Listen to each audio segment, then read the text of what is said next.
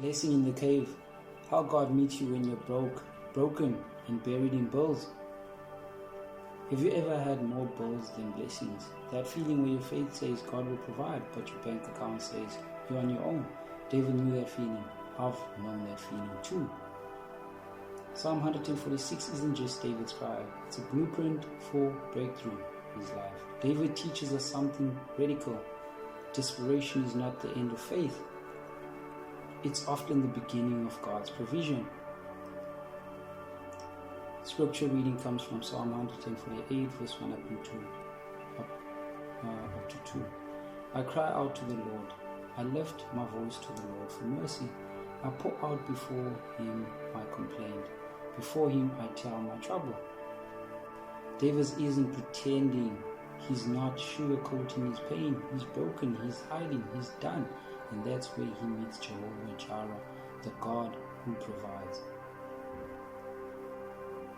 There was a season in my life where money was tight.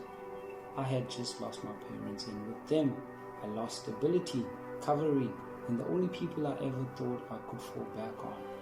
I wasn't just grieving, I was surviving. I didn't have a financial cushion. I had no backup plan, but I did what David did. I cried out, not in polished prayer, not in spiritual cliches, just raw tears, real fear and radical faith. God's blessing with money doesn't only start with money.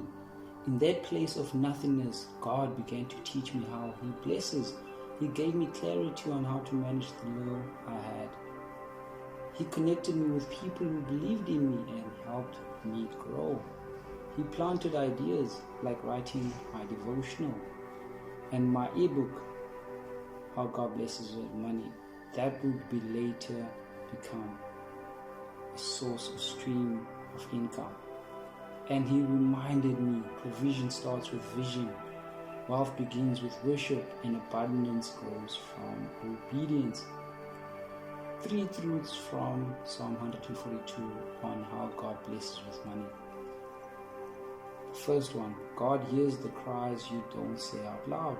You don't need perfect words to move heaven, just a surrendered heart.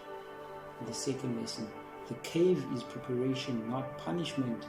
David would later manage a kingdom. God trained him in the cave. And the third lesson, God's provision often starts with purpose. When I asked God to fix my finances, He gave me a mission. That mission turned into a stream of income, peace, and